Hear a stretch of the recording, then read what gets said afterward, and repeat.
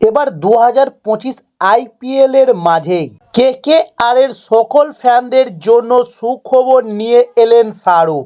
কারণ কেকেআর এর সাথেই রয়েছেন মেন্টর গৌতম গম্ভীর।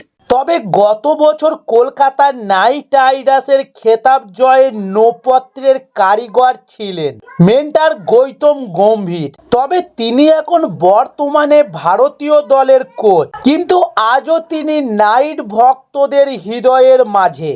সেটা এবার স্বীকার করে নিলেন খোদ কেকেআর এর মালিক শাহরুখ খান।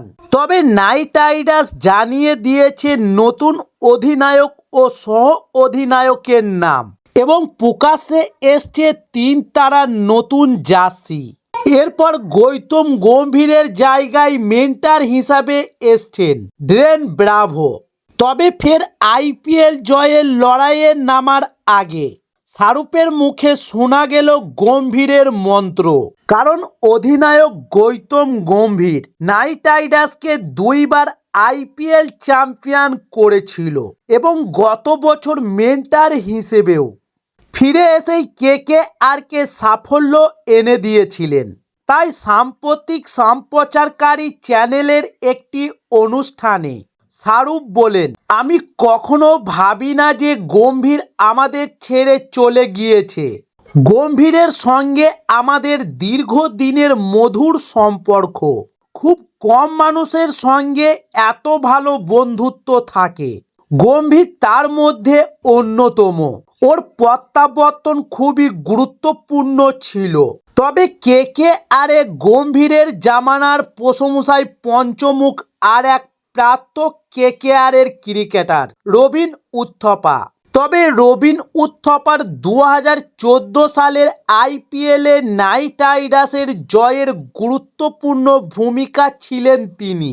সেই উথপ্পাই বলেছেন, যখন আমি গম্ভীরের প্রত্যাবর্তনের খবর পাই তখন আমি এক্স হ্যান্ডেলে একটি বার্তা দিয়েছিলাম।